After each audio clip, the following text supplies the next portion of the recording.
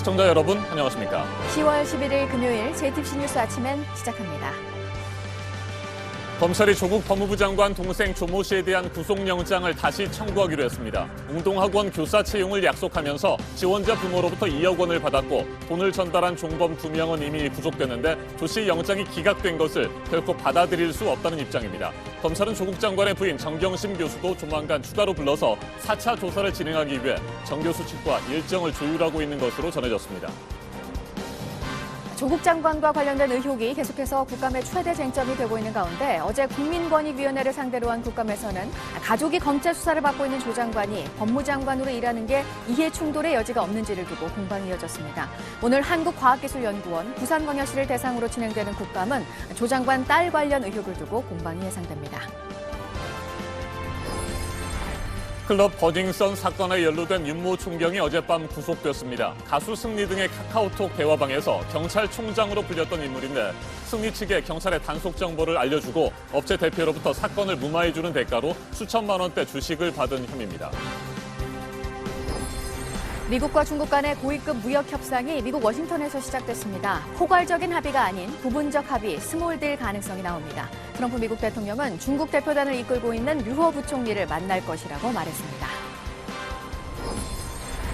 터키군이 시리아 쿠르드 지역을 공격한 지 하루 만에 6만여 명이 피랑길에 오르는 등 민간인 탈출이 이어지고 있습니다. 시리아 인권관측소는 지금까지 공식 확인된 사망자만 군인 17명과 민간인 8명 등 수십 명에 이른다고 밝혔습니다. 국제사회는 일제히 비판의 목소리를 내고 있고 노르웨이는 터키에 대한 신규 무기 수출을 일시 중단하기로 했습니다.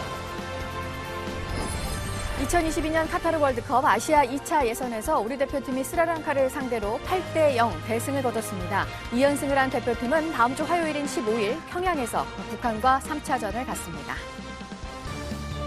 검찰이 이틀 전 기각된 조국 법무부 장관 동생 조모 씨에 대한 구속영장을 보강 수사를 거쳐 다시 청구하기로 했습니다.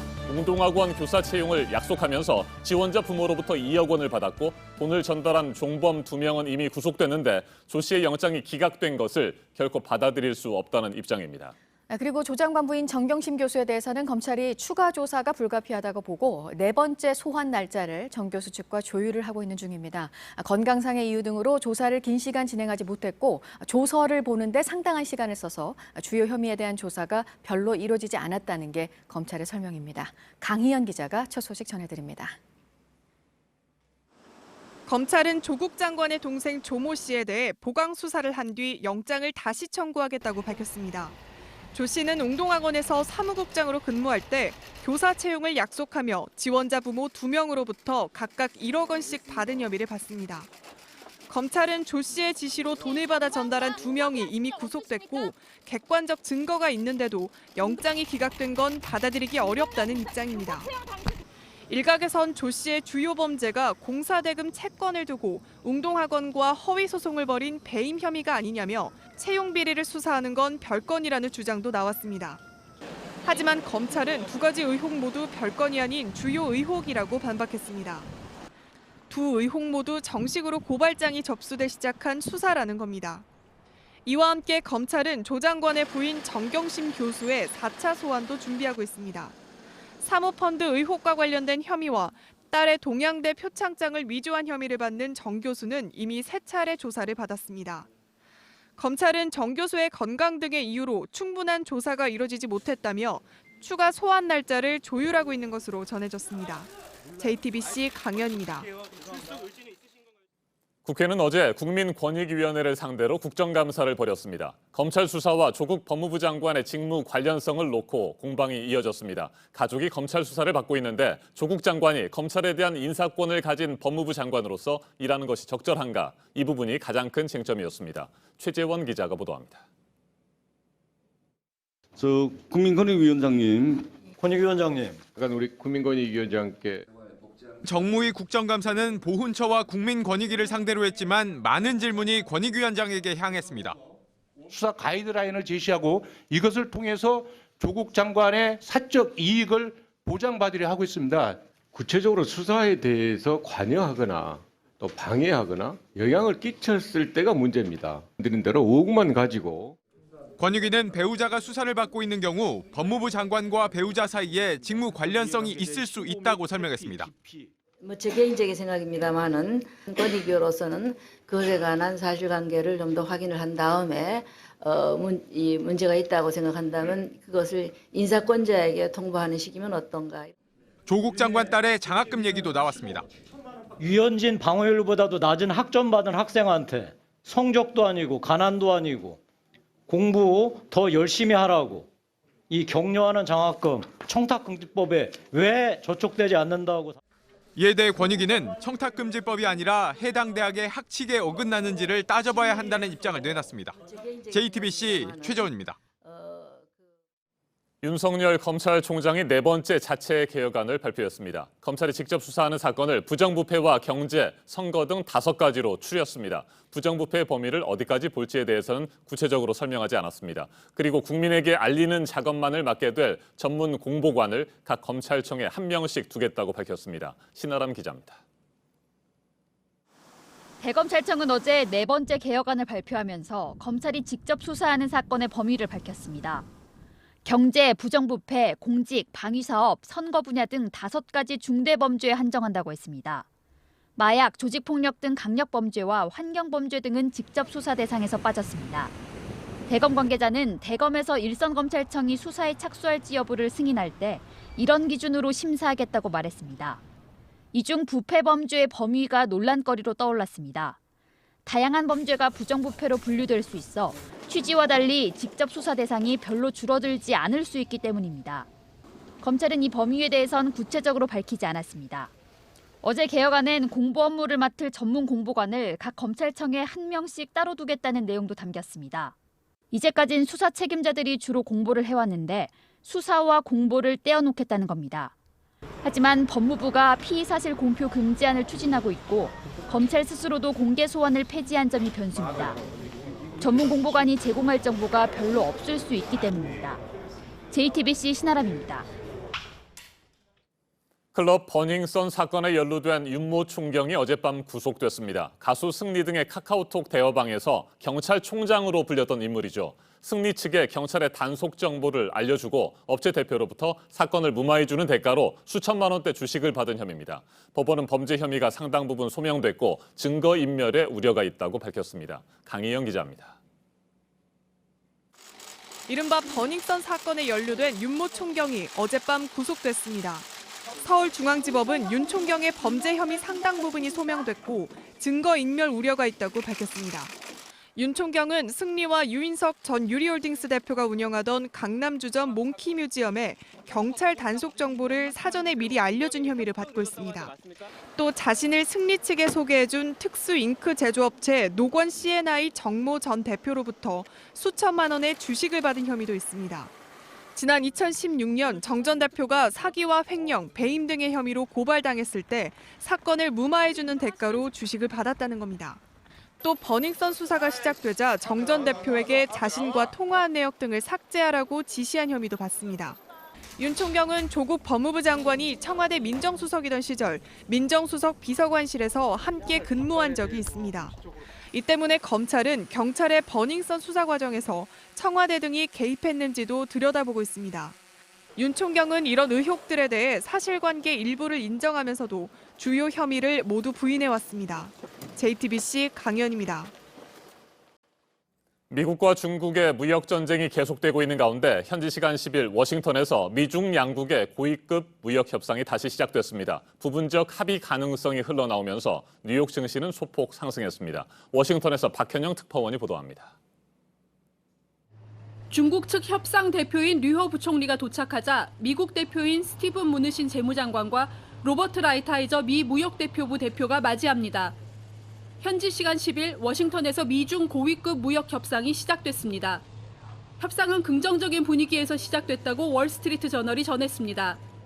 류허 부총리는 무역 수지, 시장 접근, 투자자 보호와 같은 공통의 문제에 대해 미국과 진지하게 교류하기 위해 왔다고 말했다고 신화통신이 보도했습니다. 트럼프 대통령은 트위터를 통해 중국과 협상하는 중요한 날이라고 밝혔습니다. 이어 내일 백악관에서 류허 부총리를 만날 것이라고 예고했습니다. 협상 개시에 앞서 백악관은 중국 통신기업 화웨이와의 거래를 금지한 규정을 일부 완화했습니다. 하지만 포괄적 합의보다는 미니딜 가능성이 있다고 CNN과 블룸버그 통신은 전했습니다. 중국이 미국산 농산물을 대량으로 사주고 미국은 중국에 대한 관세 인상을 철회하는 안입니다. 미국은 오는 15일부터 중국산 제품 2,500억 달러 규모에 대해 관세율을 기존 25%에서 30%로 올리겠다고 예고한 상태입니다. 트럼프는 트위터에 그들은 합의를 원하지만 나도 그럴까라고 적었습니다. 미니딜 가능성을 염두에 둔 발언으로 읽힙니다. 월스트리트는 협상 재개 소식을 긍정적으로 받아들였습니다. 뉴욕 증시에서 다우존스 지수는 0.5%, S&P 지수는 0.6% 소폭 상승했습니다. 워싱턴에서 JTBC 박현영입니다. 쿠르드족이 장악하고 있는 시리아 북동부에 대해 터키군이 군사작전을 시작하면서 민간인을 포함해 수십 명이 사망한 것으로 전해지고 있습니다. 터키가 이를 멈춰야 한다는 국제사회의 목소리가 잇따라 나오고 있지만 터키 대통령은 테러리스트들을 몰아내기 위한 것이라는 이유를 내세우고 있는데요. 터키군이 이곳의 마을들을 점령했는지에 대해서는 서로 다른 얘기도 나옵니다. 이재승 기자입니다. 터키군이 진격한 시리아 북동부 쿠르드족 지역에서 피란 행렬이 이어지고 있습니다. 트럭에 간단한 가재도구와 옷가지만 실은 채 삶의 터전을 떠나는 사람들로 도로가 가득 찼습니다. 시리아 내전 감시단체인 시리아 인권관측소는 공습 하루 만에 6만 명 이상이 국경 지역에서 떠났다고 밝혔습니다. 수십 명의 사상자가 발생했다고도 전했습니다. 국제구조위원회는 터키군의 작전으로 30만 명이 피란길에 오를 것이라고 전망했습니다. 세이브 더 칠드런 등 14개 인도주의 단체는 공동 성명에서 재앙적 결과를 가져올 수 있다고 우려했습니다. 터키군은 공격 하루 만에 쿠르드족 마을 7곳을 점령한 것으로 알려졌습니다. 하지만 쿠르드 민병대가 주축을 이룬 시리아 민주군은 쿠르드족이 터키군의 공격을 막아냈다고 주장했습니다. 개전 초기의 전황을 두고 양측의 주장이 엇갈리는 상황입니다. 터키의 쿠르드 공격에 대해 국제사회는 일제히 규탄의 목소리를 내고 있습니다. 구테우스 유엔 사무총장은 시리아 주민 수천 명의 안전이 걱정된다며 터키 측에 절제를 촉구했습니다. 노르웨이는 터키에 신규 무기 수출을 일시 중단하기로 했습니다. 이탈리아 외무부는 터키의 군사행동 중단을 위해 EU 차원의 대응을 요구하겠다고 밝혔습니다. 이에 대해 에르도안 터키 대통령은 테러리스트를 몰아낸 것이라며 강하게 반발했습니다. 작전 하루 만에 테러리스트 109명을 무력화했다고 주장했습니다. 또 우리 작전을 침공이라고 비판하면 난민 360만 명을 유럽으로 보내겠다고 협박하기도 했습니다. JTBC 이재승입니다. 미국 캘리포니아주에서 예고가 된 대로 전기 공급을 끊는 조치가 시행이 됐습니다. 강한 강풍으로, 강한 바람으로 산불이 날 가능성이 커지면서 나온 조치입니다. 150만 명의 주민들이 암흑 속에서 밤을 맞았는데 산불을 막으려면 필요하다는 반응도 있고 혼란만 가져올 뿐이라는 불만도 나오고 있습니다. 부소현 특파원입니다. 업소 곳곳에 단전으로 임시로 문을 닫는다는 안내문이 붙었습니다. 주민들도 준비를 하느라 분주합니다. 캘리포니아 북부에서는 샌프란시스코 도심과 인근 도시를 제외한 센트럴밸리, 나파 소노마 카운티, 오클랜드와 세크라멘토 인근 내륙 지역 등에 강제 단전이 실시됐습니다. 캘리포니아 남부 일부 지역에도 전기 공급이 차단됐습니다. 주요 전력 회사들이 산불의 주범인 센타에나 강풍이 예보되자 강제 단전에 나선 겁니다. 미국 최대 전력회사인 퍼시픽 가스 앤 일렉트릭은 현지 시간 9일 샌프란시스코 베이 지역에서 강제 단전으로 30만 명이 전기 없이 밤을 보냈다고 밝혔습니다. 이 지역에는 최고 시속 110km의 강풍이 불었습니다. 현지 언론은 캘리포니아 주민 150만 명이 강제 단전의 영향을 받고 있다고 보도했습니다. 불편을 감수해야 한다는 주민들도 있지만 불만도 나오고 있습니다. If it wasn't for, I guess, a lack of PG&E doing their job in the first place, this probably wouldn't be necessary. 로스앤젤레스 인근 도시에 전력을 공급하는 SCE도 단전을 검토 중인 것으로 알려졌습니다. 로스앤젤레스에서 JTBC 부소연입니다. 네, 홍콩에서 시민들의 시위는 어제도 있었습니다. 지금까지 경찰에 체포가 된 시위대가 2,000명을 넘어섰다고 하는데요. 3분의 1가량은 18세 이하입니다. 보도 연결해서 알아보도록 하겠습니다. 안태훈 기자, 어린 중고등학생들까지 대거 시위에 동참하고 있고 경찰에 쏜 총에 맞은 뒤 재판에 넘겨진 학생도 있습니다. 체포된 규모의 상당 부분도 미성년자들이네요. 네, 그렇습니다. 홍콩 정무부시장이 밝힌 내용입니다. 부총리가 밝힌 내용입니다. 현지 시간으로 10일 오전까지 시위 중 체포된 시민은 총 2,379명으로 집계됐습니다.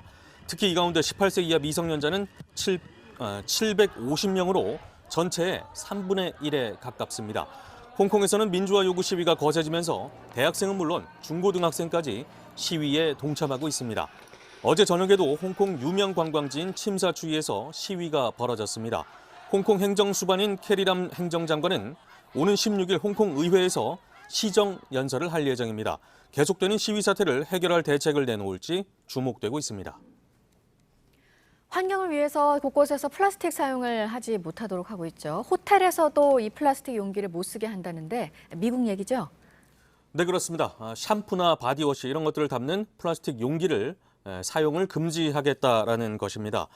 그런 법률이 시행되는 건데 객실수 50개입니다. 정정하겠습니다. 50개 이상 호텔에는 2023년부터 그 이하 규모의 숙박업소에는 2024년부터 적용하기로 했습니다. 이를 어기는 숙박업자에게는 60만 원에서 240만 원 정도의 벌금이 부과됩니다. 한편 세계 최대 호텔 체인 메리어트는 내년 말부터 모든 플라스틱 용기 사용을 전면적으로 금지하기로 했습니다. 네, 끝으로 밤사이 교통사고 하나 더 보겠습니다. 네, 어젯밤 9시 20분쯤 부산 강서구 명지동 삼거리에서 직진하던 통근버스가 좌회전하던 택시를 들이받았습니다. 이 사고로 택시 운전자 이모 씨가 크게 다쳤고요. 버스는 충돌 직후 인근 하천으로 빠졌습니다. 다행히 버스에 타고 있던 근로자들은 무사히 빠져나왔습니다. 경찰은 통근버스 운전자가 신호 위반을 한 것으로 보고 정확한 경위를 조사하고 있습니다. 이 밖에 새로 들어온 소식들은 잠시 후 8시쯤에 다시 연결을 해서 전해드리도록 하겠습니다. 지금까지 아침엔 지금 JTBC 안태훈입니다. 이번에는 오늘 아침 체크해봐야 할 뉴스들을 분야별로 살펴보겠습니다. 먼저 정치 분야입니다. 국회 패스트트랙 충돌 사건을 수사 중인 검찰이 자유한국당 의원들에게 추가 소환을 통보했습니다. 수사 대상에 오른 한국당 의원은 모두 60명으로 검찰이 지난달 말 20명, 지난 4일 17명에게 출석 요구서를 발송했지만 아무도 출석하지 않았습니다. 해군이 어제 국정감사에서 원자력 추진 잠수함 확보를 위해 노력 중이며 원자력 추진 잠수함 도입을 위한 자체 TF도 운용 중이라고 밝혔습니다. 지난 2003년에 처음 논의된 뒤 지지부진했던 핵 잠수함 도입이 다시 탄력을 받는 모습입니다. 태풍 미탁으로 큰 피해를 입은 경북 영덕군과 울진군, 강원도 삼척시가 특별 재난지역으로 선포됐습니다. 지방자치단체는 피해 복구비 중 절반 이상을 국고에서 지원받을 수 있고 피해 주민은 생계 구호를 위한 재난지원금과 공공요금 감면 혜택 등을 받게 됩니다. 한국 GM 노사 간의 합의는 결국 나오지 않았습니다. 노조는 더 이상 사측과 교섭을 하지 않을 거라는 입장입니다. 오늘 오전 회의에서 앞으로 투쟁 일정 등을 논의할 예정인데 노사 간의 갈등이 장기화될 것으로 보입니다. 골관절염 치료제 인보사의 주요 성분을 허위로 기재한 혐의로 상장 폐지 기로에 놓여 있습니다. 개발업체 코오롱 티슈진, 코스닥 시작위원회의 논의 결과가 오늘 나옵니다. 상장 폐지로 결론이 나와도 곧바로 퇴출은 아니고 회사 측이 이의 제기를 하면 다시 심의를 받을 수 있습니다.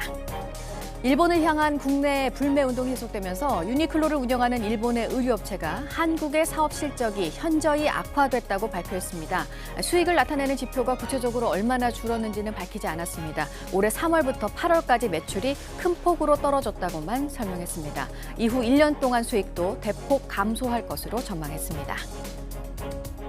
계속해서 사회 분야 뉴스입니다. 어젯밤 10시 반쯤 해경이 백령도 인근 우리 해역을 침범한 뒤 달아난 혐의로 중국 어선 한 척을 납포했습니다. 12톤급 목선인 이 중국 어선은 서해 북방 한계선을 16km가량 침범한 뒤 도주한 혐의를 받고 있습니다. 해경이 중국인 선원 3명을 조사하고 있습니다. 인천공항에서 출국하려던 육군 준위의 가방에서 실탄 2발과 탄피 1개가 발견됐습니다. 수화물을 확인하던 직원이 발견해 경찰에 신고했습니다. 경찰은 사건을 군 수사기관에 넘겼습니다. 어젯밤 11시쯤 경남 창원시의 한 공장 앞 컨테이너에서 불이 났습니다. 사무실로 사용되던 2층짜리 컨테이너의 1층에서 불이 시작됐는데 인명피해는 없었습니다. 폭발음과 함께 검은 연기가 났다는 목격자의 진술을 토대로 소방당국이 정확한 화재 원인을 조사 중입니다. 전 세계 도시 100여 곳에서 이 대회 참가팀을 정하는 K-팝 경연이 계속됐었습니다. 창원 K-팝 월드 페스티벌이 오늘 열립니다. 각 나라에서 우승을 한 13개 팀이 참가를 해서 최종 우승팀을 가립니다.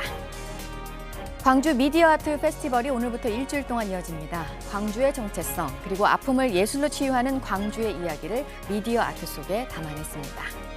그룹 방탄소년단이 오는 18일부터 서울 강남에 초대형 팝업 스토어를 열고 내년 1월 초까지 운영을 합니다.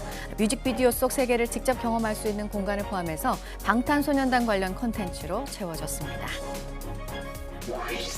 문희상 국회의장과 여야 대표들의 오늘 정치협상 첫 회의가 있습니다. 신속 처리 안건으로 지정된 사법개혁 또 선거제 개혁 법안을 논의를 하는데요. 황교안 자유한국당 대표가 참석을 하지 않습니다. 미리 잡힌 일정과 겹쳐서 불참한다는 입장을 밝혔습니다. 일본의 수출 규제 조치에 대해서 우리 정부가 WTO에 제소를 했죠. 첫 절차가 오늘 진행이 됩니다. 한일 간 양자 협의인데요. 스위스 제네바에서 열립니다. 실무자급에서 이뤄지는 게 보통이지만 이번 만남은 사안의 중요성을 감안해서 국장급으로 격상됐습니다. 노동 시간을 줄이고 인력을 늘릴 것을 요구하고 있는 철도노조가 오늘 아침 9시를 시작으로 사흘 동안 파업을 합니다. KTX와 새마을호 등 일반 열차의 운행이 줄면서 승객들의 불편이 예상되는데요. 국토부는 대체 인력을 투입해서 열차 운행 횟수를 최대한 확보한다는 계획입니다. 주목할 만한 분야별 뉴스들 체크해드렸습니다. 이어서 기상정보입니다. 오늘 아침 기온과 낮 기온 모두 어제보다 조금 오르면서 일교차는 계속해서 무척 크겠습니다. 내륙 곳곳 10도 안팎까지 벌어지니까요. 옷차림 따뜻하게 하시기 바랍니다. 오늘 강원 영동은 차차 구름 많아지면서 오후부터 비가 오겠습니다. 경북 동해안에도 일부 비 소식이 있고요. 길게는 내일 오후까지 이어지겠습니다. 양은 강원 산지에 최대 30mm, 그 밖의 지역 5mm 안팎으로 예상됩니다. 북상하는 태풍 하기비스의 간접 영향으로 동쪽 지역 중심으로 바람이 점점 강해지겠습니다. 동해안을 따라서 강풍 예비특보도 발효 중입니다. 오늘 낮 동안 서울과 강주, 대구 25도, 청주와 전주가 24도까지 오르겠고요. 대부분 평년 기온 웃돌겠습니다. 북한도 최고 26도로 우리나라와 비슷하겠습니다. 내일 아침 제주 산지에도 비 소식이 있습니다. 기온은 차차 다시 떨어지면서 주말 이후부터는 예년보다 쌀쌀하겠습니다. 기상정보였습니다.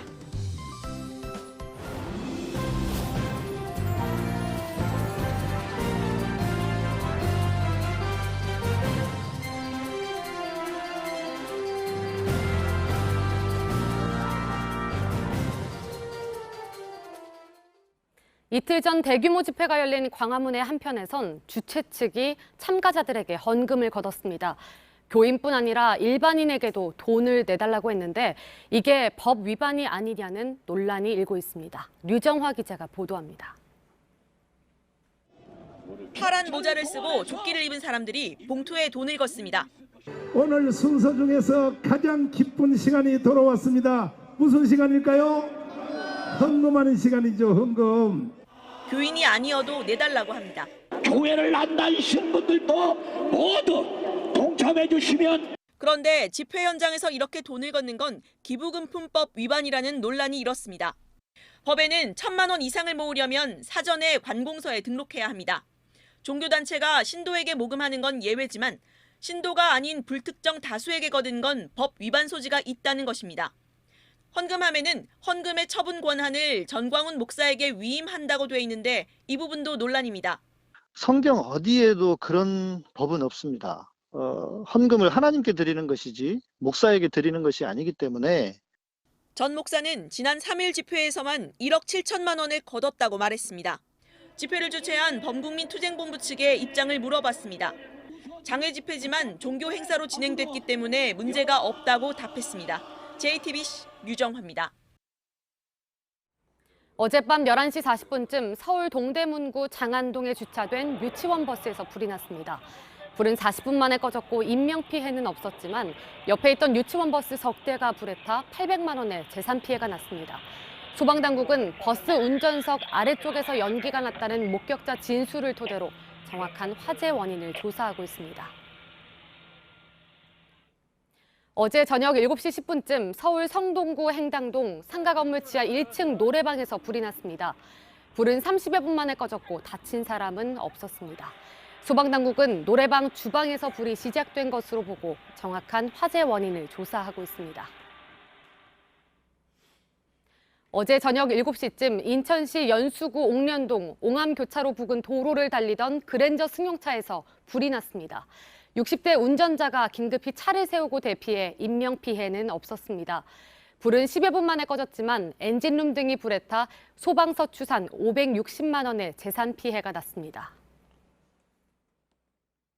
정치 사회적으로 논란이 뜨거운 이슈에 대해 다양한 목소리를 들어보는 맞짱 토론 시간입니다. 오늘은 조국 법무부 장관 사태, 과연 출구는 없는지 집중적으로 짚어보겠습니다. 먼저 출연자들을 소개해드립니다. 제 오른쪽입니다. 우원식 더불어민주당 의원입니다. 네, 안녕하세요. 네, 어서 오십시오. 네. 제 왼쪽입니다. 주호영 자유한국당 의원입니다. 예, 안녕하셨습니까? 네, 안녕하십니까? 지난 8월 9일이죠. 문재인 대통령이 조국 법무부 장관을 지명한 뒤 2달이 넘도록 치열한 공방이 계속되고 있습니다. 분열에 대한 위기감과 피로감을 호소하는 사람도 늘고 있습니다. 이 같은 상황에서 둘로 첨예하게 갈라진 장외 집회는 이번 주말을 기점으로 소강 국면에 접어들 것으로 보입니다. 두 분께 질문을 드리겠습니다. 이제는 국회가 정치력을 발휘해서 출구를 찾아야 한다. 이런 지적이 많습니다. 이에 대해서 어떻게 생각하시는지 먼저 두 분의 의견을 듣도록 하겠습니다. 오늘은 주호영 의원께서 먼저 답변을 해주시겠습니까? 사실 정치권에서 이 문제를 해결해서 국민들이 광장으로 나오시는 일이 없도록 그렇게 했어야 되는데 네. 지금도 이미 많이 늦었죠. 그런데 국회에서 정치적으로 해결할 가능성에 대해서는 저는 비관적으로 보고 있습니다. 왜냐하면 여당은 글자 그대로 줄여자 여당이고 네. 룰링 파티인데 여당이 국민의 목소리를 듣고 야당의 목소리를 들어서 문제를 풀고 해결하고 이렇게 나가야 하는데 여당이 전혀 그럴 생각이 없다 이렇게 보고 있고요. 또 패스트 트랙에 올라가 있는 선거 관련 법안, 그다음에 사법개혁 관련 법안이 타협 없이 무리하게 올라가 있는 그런 상태인데 정치협상회의를 통해서 풀려고 하고 있습니다만은 오늘 아마 자리조차 제대로 되지 않을 것 같고요. 정치협상이라는 것이 악마는 디테일에 있다는 말이 있다시피 낮은 단계에서부터 차례차례 문제점을 정리한 다음에 정리되지 않은 것만 당대표들이 모여서 결정을 해야 되는데 이것은 그냥 모든 걸 당대표에게 던져놓고 한두 개만 정하고 밑으로 다시 던지면 거기서 다시 이런 해결되지 않은 문제들이 그대로 드러나서 무로 돌아가는 일들이 비일비재했습니다. 그래서 저는 정치권 출구가 잘 보이지 않는다. 그러나 그 출구는 대통령과 여당이 열어서 국민의 목소리를 듣고 문제를 풀어야 한다. 그래서 이 문제를 푸는 가장 첫 단추는 조국 법무부 장관 임명에서 시작된 것이기 때문에 조국 장관을 해임하든지 철회를 하고 파면을 하고 그다음에 거기에 따른 수사 절차나 사법 절차를 거쳐서 정리해야만 해결될 걸로 그렇게 판단하고 있습니다. 네, 이번 사태가 정치적으로 해결될 가능성은 비관적으로 보시고 조국 장관을 해임하거나 파면하지 않으면 해결되지 않을 것이다. 예, 이런 말씀이십니까? 그렇습니다. 네, 정말 부정적으로 보시는 건데 우원식 의원께서는 어떻게 생각하십니까? 저는 충분히 길이 있다고 생각합니다.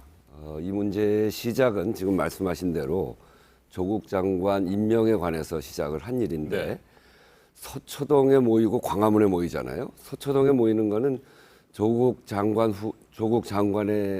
그 가족에 대한 수사가 정말 이렇게까지 할 수가 있나? 너무 무리한 수사다.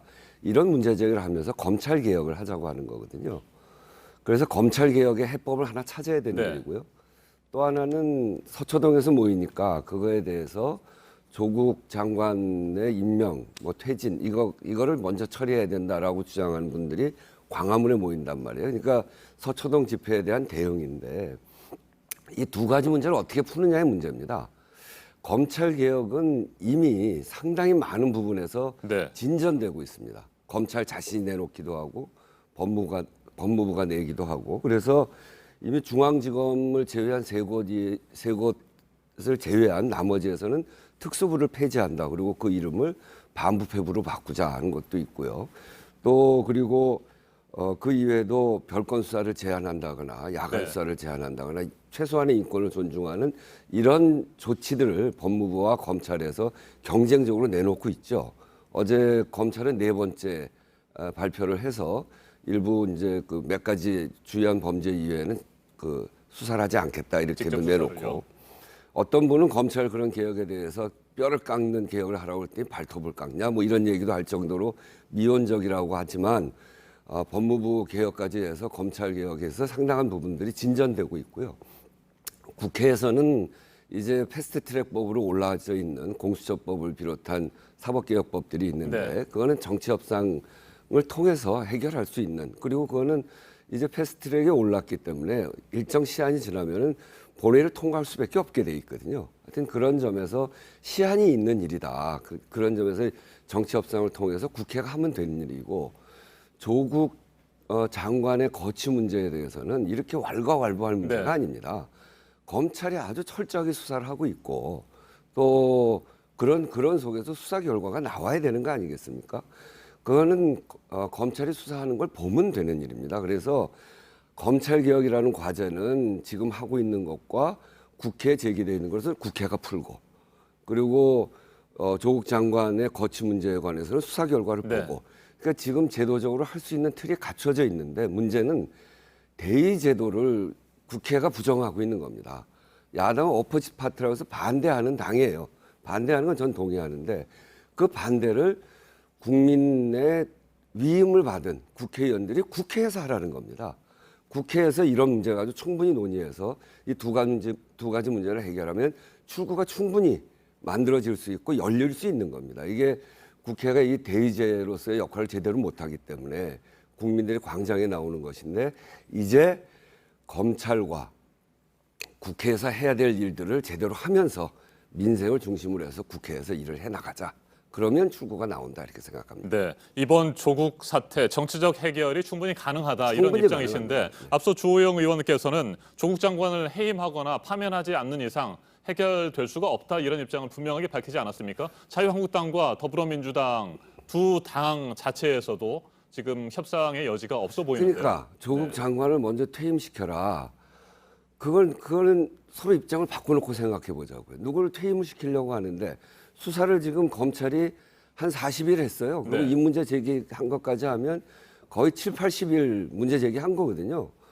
그런데 조국 장관 본인에 대해서는 물론이고, 그 가족에 대해서도 딱 부러지게 증거가 확실한 범죄 행위가 나오지 않고 있단 말이에요, 아직까지. 그런데 어떻게 퇴임을 시킵니까? 검찰 수사가 막바지까지 왔잖아요. 아마 이번 주 다음 주 중에는 무슨 결과가 나올 거라고 생각해요. 그때까지 기다리시면 되는 일 아닙니까? 근데 조사해봤는데 범죄 혐의가 없는데 퇴임하는 건 너무나 억울한 일이고, 그 개인으로 봐서도 그건 있을 수 없는 일이라고. 또 앞으로도 범죄가 아닌데 의혹만 제기해서 퇴임하는 일, 이런 일은 없어야 됩니다. 네, 조국 장관 퇴임 불가 입장을. 불가가 아니고 수사 결과를 보자는 겁니다. 네, 지금 상태에서는 불가능하다는 말씀이시죠? 수사 결과를 봐야죠. 네, 자, 반론하셔야 될 것 같습니다. 청와대와 민주당이 이율 배반적인 언사를 쓰면서 국민들을 우롱하고 있다. 수사 결과 나온 것이 없다고 이야기하면서 비사실 공표는 하지 말라고 하고 있습니다. 비사실 공표를 할 수 없으면 확실한 증거가 있는지 없는지 밖에서 어떻게 알겠습니까? 그래서 비사실 공표하지 말라는 이야기와 확실한 증거가 없다는 이야기를 동시에 써서는 절대 안 되는 것이고요. 많은 국민들이 이렇게 부글부글 끓고 있는 것은 조국이라는 장작이 타고 있기 때문에 그렇습니다. 불타는 조국 장작을 꺼내서 불을 끄지 않으면 이 사태는 진정이 될 수가 없습니다. 청와대와 민주당은 장관은커녕 법무부 장관은커녕 일반 장관 하기에도 부적절하고 고위공직자 하기에는 부적절한 험투성이의 조국 장관을 임명해놓고 지금 자꾸 검찰 개혁이라는 이야기를 들고 와서 그걸 자꾸 감추고 시간을 끌어서 그냥 어떻게 있는 그대로 가보자고 이렇게 하고 있는데, 검찰 개혁조차도 완전히 망치고 있고, 또 검찰 개혁의 동력을 다 없애는 그런 아주 무리한 일을 하고 있습니다. 그래서 조국 장관이 정당하게 사법 절차를 받아서 끝나든지, 아니면 대통령이 결자 해지 차원에서 이 사람을 해임하지 않고는 국민의 분노는 풀리지 않을 텐데, 더구나 이 수사 과정에서 어제 많은 국민들이 더욱 분노했습니다. 또 우리나라 사법부의 완전히 그 수치의 날로 남을 텐데 조국 장관 동생 영장이 기각됐어요. 지금 서울중앙지법에서 실질 심사를 포기한 사람 중에 첫 케이스로 영장이 기각됐습니다. 실질 심사를 포기한다는 말은 나는 구속을 각오하고 있고 인정하니까 구속해 주세요라는 건데 이런 일들이 되풀이되고 있으니까 국민들이 다시 분노하기 시작했어요. 이제 정경심 교수 사법처리 절차가 남아있고 조국 장관에 대해서도 절차가 진행될 텐데 그것이 공정하지 못하다는 생각이 들면 그 민심의 분노는 더 걷잡을 수 없이 갈 것이다 이렇게 보고 있습니다. 그 피의사실 공표와 그 확정된 사실 이게 뭐 이율배반적이다 이렇게 이야기하시는데 주호영 의원께서도 잘 아십니다만 피의사실 공표와 같은 일을 통해서 조국 장관 그 가족이 그동안 거의 200만 건 가까운 그런 기사가 났거든요. 그런데 거기에서 확정된 사실이 뭐가 있냔 말이에요. 그동안 이 피의사실 공표를 통해서 확정되지도 않은 사실이 마치 확정된 것 같이 그렇게 여겨지도록 만드는 것이 문제 아닙니까? 그게 인권 침해거든요. 그래서 하지 말라고 하는 건데 그럼에도 불구하고 계속 피의사실 공표를 하고 있죠. 조국 장관의 부인이 기소가 됐잖아요. 기소가 되고 소환될 때까지 37일이 걸렸습니다. 그러니까 이런 일이 어디 있습니까? 그러니까 소환 조사 한 번 하지도 않고 기소시켜 놓고 그거를 그 이후에 조사를 해서 압수수색까지 하고 37일 만에 첫 소환을 하고 지금 세 번째 소환을 하는데도 아직도 확정을 못했어요. 그렇듯이 이번 검찰 수사에 대해서는 그런 문제가 있기 때문에 검찰 개혁을 하자고 하는 것이고요. 어쨌든 지금 이 문제는 저는 더 이상 이렇게 바깥에서 검찰 수사를 통해서 자유한국당이 주장하는 것들이 다 검찰 수사를 통해서 나온 것인데 그거를 새로운 것도 밝히지도 못하면서 자꾸 확대 재생산해서 의혹만 부풀리는 이렇게 해서는 이제는 안 된다. 이제는 국민들이 두 군데로 갈라져 갖고 다 나오고 있지 않습니까? 이럴 때일수록 국회는 정말 냉정한 마음을 다시 찾고 국회가 할 일을 해야 되는 그래서 출구를 모색하는 그런 정상의 길로 가자는 거예요. 수사를 하지 말자는 게 아닙니다. 그리고 그 동생 이야기를 하셨는데 그렇게 얘기하시려면 패스트 트랙에 의해서 지금 검찰 소환을 받고 있는 분들 검찰 소환에 응하세요. 저는 지난번 황교안 대표가 부르지도 않았는데 혼자 나가셔가지고 우리 의원들은 나올 필요 없다. 내가 대신 나왔다. 내 목을 쳐라. 이러고 들어가가지고 진술을 안 하시잖아요. 진술도 안 할 걸 왜 나갑니까? 검찰 완전 무시하고 이거는 그 국민들 앞에서 쇼를 하는 거죠. 그러니까 저는 야당이 이런 식으로 한편으로는 검찰을 완전히 무시하면서 또 검찰이 지금까지 수사하는 건 또 잘한다고 그러고 또 재판부가 영장 압수수색 계속 내줄 때는 잘한다고 그러다가 또 그 동생을 구속영장을 기각시키니까 그건 또 엉터리라고 그러고 이렇게 자기 편의대로 이런 것들을 보면 안 된다. 오히려 지금 해야 될 거는 패스트트랙 조사에 응하시는 게 저는 해야 될 일이다 이렇게 생각합니다. 이 자리가 패스트트랙을 논의하는 자리는 아니겠습니다만은 패스트트랙 수사를 하려면 문희상 국회의장과 사보임을 불법하게 한 그 사람들부터 먼저 수사를 받아야 합니다. 이것이 적법하게 진행되는 패스트트랙을 방해한 것이 아니고 무리하게 동의 없이는 사보임을 못하는데 무리하게 꼼수를 써가면서 사보임을 하고 그 때문에 시작됐기 때문에 문희상 국회의장과 사보임한 그 바른미래당의 원내대표 조사하면 우리는 조사에 모두 응할 각오가 돼 있다 이런 말씀을 드리고요. 그다음에 이 사법 체계는 가급적 독립을 보장해 주는 것이 맞는데 상식에 기반해야 됩니다. 그래서 조국 동생 영장 기각은 두고두고 아마 우리 역사에 남을 저는 오욕적인 사건이라고 보고요. 제가 지금 진정으로 의문을 가지고 있는 것이 조국 일가를 옹호해주고 수사가 과잉하다는 분들이 정말 그렇게 알아서 그러는 것인지 어쩔 수 없이 방어벽을 쳐주려고 그러는 것인지 그게 제일 궁금합니다. 많은 국민들이 조국 부인, 조국 딸 숱한 범죄 행위가 확실한 것이 없다고 그러는데 저는 언론에 보도된 객관적인 사실만 보고도 유죄에 나올 것이 한두 가지가 아니라고 봅니다. 정말 결백하다고 옹호하는 것인지 그것이 좀 궁금합니다. 저는. 그거는 수사를 해봐야 안다는 거예요. 왜 지금 서초동으로 갔냐면 서초동에 가신 분들을 어느 언론이 이렇게 쭉 취재를 했어요. 왜 나왔습니까? 왜 촛불을 들었습니까? 그랬더니 이분들의 대부분의 많은 사람들이 하는 이야기가 그 작은 집에 가서 검찰이 11시간 압수수색하는 거 보고 장관이 아니더라도 일반인이라도 이렇게 하면 정말 이건 말이 안 되는 거 아니냐. 너무 심한 거 아니냐. 그런 것들 때문에 나왔다는 거예요. 검찰의 무리한 수사 때문에. 또 피의사실 공표가 너무 심해서 검찰이 이렇게 하면 되냐. 이건 인권 탄압이다. 그 범죄를 하든 안 하든 그리고 그것이 장관이든 일반인이든 너무 무리한 수사는 안 된다. 더더군다나 수사가 공평하지 않았다. 그동안 김학의 수사나 이런 권력형 수사에 대해서는 제대로 안 하고 또 자기네들이 한번 찍어서 해봐야 되겠다는 거는 완전히 먼지털이하고 이런 거에 대해서 분노해서 검찰 개혁하자고 나온 겁니다. 그런데 그거를 광화문에 나간 분들, 저는 또 그분들의 충심도 있다고 생각해요. 검찰 개혁하겠다고 나간 거에 대해서 여기서는 조국 퇴진을 먼저 해라 이렇게 이야기하는 거예요. 그렇게 국민들이 나왔으면 이제 정치권은 국민들까지 수백만이 나와서 이렇게 목소리를 내고 있으면 정치권은 이제 그만해야 됩니다. 그리고 어느 부분은 검찰 잘했다고 그러고 어느 부분은 못했다고 그러고 내 일에 대해서는 못했다고 그러고 저쪽 일에 대해서는 잘했다. 이렇게 하면 안 되죠. 전혀 그렇지 않습니다. 이런 조국 장관 일가에 대한 이런 무리한 수사 저는 무리하다고 봐요. 너무 지나치게 했어요. 그래서 촛불을 든 건데 그런 수사까지 그것이 옳다고 이야기한다면 본인들의 수사 그거를 문희상 의장이 나가면 이렇게 조건을 붙이면 안 돼요. 그것도 조사 나오라고 하는 것도 검찰의 판단에 맡겨야 됩니다. 저도 나가서 조사 받았어요.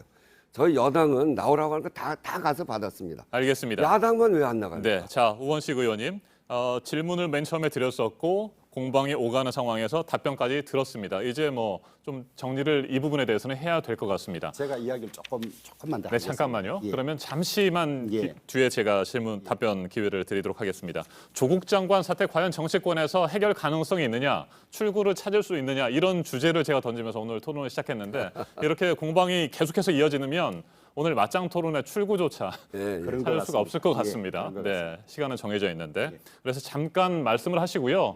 그리고 다음 주제로 넘어가죠. 네. 어떻든 청와대나 여당은 조국 문제를 덮고 넘어가려고 계속 새로운 이슈를 꺼내서 본질을 흐리고 있습니다. 조국 장관의 퇴임이나 사법 처리 없이는 이 문제는 해결될 수 없는 문제이고요. 그다음에 의원님께서 말씀하신 수사 과정은 잘못하면 국민들이 오해하실 수가 있는데요. 전혀 과잉 수사가 아닙니다. 할리우드 액션을 쓰면서 너무 엄살을 떨고 있는데요. 조사받으러 나오라 그래도 제때 나오지도 않고 조서 보는데 조사받는 시간보다 더 쓰고 그다음에 아프지도 않은데 병원에 들어눕고 얼마나 많은 수사 방해 내지는 수사 회피 행위가 있었습니까? 그다음에 11시간 압수수색을 자꾸 문제 삼는데요. 이번에 보십시오. 수사의 가장 중요한 휴대폰 압수수색은 몇 번이나 기각당했지 않습니까? 보통 사람들의 휴대폰은 수사 초기에 다 압수수색이 됩니다. 그러니까 집요하게 곳곳에서 권력을 이용한 수사 방해 행위를 하면서도 왜 수사 빨리 결론을 못 내느냐 이러고 있으니 이 문제는 국민들이 어리석은 것 같지만은요. 조국 문제 해결 없이 아무리 검찰 개혁을 외치고 정치권에서 해결하자고 하더라도 조국 사태 없이는 한 발짝도 나갈 수 없다는 점을 분명히 말씀드립니다. 알겠습니다. 여기까지 듣고요. 저도 한 마디만. 잠깐 계속 이러다 보면 저희가 정말 맞짱 토론의 출구를 찾을 수가 없어요. 이 정도에서 마무리하고요. 혹시 못하신 말씀 있으면 제가 다음 주제를 던질 때 살짝 섞어서 말씀을 하셔도 될 것 같습니다. 네, 자 다음 주제로 넘어가 보도록 하겠습니다. 어제 국회에서 국민권익위원회에 대한 국정감사가 진행이 됐습니다. 과연 검찰 수사와 조국 법무부 장관의 직무 사이에 어떤 관계가 있느냐, 혹시 이해 관계가 충돌하지 않느냐, 이해 충돌 문제는 없는지 이 부분에 대한 공방이 좀 있었고요. 국민권익위원회는 이와 관련해서 배우자가 수사를 받고 있는 경우에 법무부 장관과 배우자 사이에 직무 관련성이 있을 수 있다 이렇게 설명을 했습니다. 이에 대해서 어떻게 생각하시는지 의원님? 네, 우선은 저 부인이 아프지도 않은데 병원에 누웠다. 그건 그렇게 얘기하시면 안 됩니다. 저는 사실 확인도 하지 않고 그렇게 얘기하는 건 매우 잘못된 일이다 이렇게 생각하고요. 그리고 이 일은 저랑 조호영 의원이 벌써 여기서 4차례 토론을 했는데 4차례 전 토론과 지금이 똑같아요. 검찰이 빨리 수사 결과를 내놔야 됩니다. 그러면 출구가 나오고요. 검찰 개혁을 국회가 나서서 열심히 하면 이 문제는 해결되는 일입니다. 하여튼 그렇게 하고 그 어제 이해 충돌 가능성이 네. 있다는 거죠. 그거는 그 국가권익위원장 그 말씀을 존중합니다. 네, 국민권익위원장입니다. 예, 그래서 그 필요한 경우에 직무 배제가 있을 수도 있고 그거는 뭐 인사권자에게 건의할 수 있다 이렇게 얘기했는데 그렇다고 해서 장관의 일반적인 권한까지 다 제약을 받는 것은 아니다. 그러니까 장관 직무는 그대로 수행할 수 있다 이런 거고요. 그리고 혹시 필요한 뭐 징계가 있다면 그건 셀프 징계가 되기 때문에 네. 인사권자에게 그것도 건의하겠다고 그러는데 그런 견해에 대해서는 존중하고요. 이것이 곧바로 해임 사유가 된다거나 그런 건 아니라고 생각합니다. 네. 저는 대통령께서 참 성견지명이 있으신 것 같아요. 국민들이 한 번도 경험하지 못한 나라를 만들겠다 그랬는데 우리가 한 번도 경험하지 못한 일을 지금 겪고 있습니다. 우리가 숲 안에 들어가면 숲 전체의 모습이 안 보입니다. 지금 이 조국 사태 안에 들어와서 옳고 그른 일을 따지니까 이렇지 밖에서 보면요.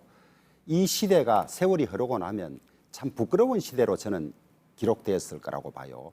어떻게 이렇게 부정과 불법이 많은 사람이 법무부 장관을 하느냐. 그리고 이것을 어떻게 온갖 미사 여구 개변으로 옹호하느냐. 저는 세월 지나면 부끄러워할 사람이 참으로 많을 것이라고 그렇게 생각을 하고 있습니다. 이 이해 충돌 가능성은 어제 저도 그 자리에 있었는데요. 박은정 권익위원장께서 참 용기 있는 말씀을 하셨어요. 같은 서울대학 교수 출신인데 이해 충돌, 이익 충돌은 이익 충돌이 있어야 배제되는 것이 아니고 가능성이 있으면 배제되는 겁니다.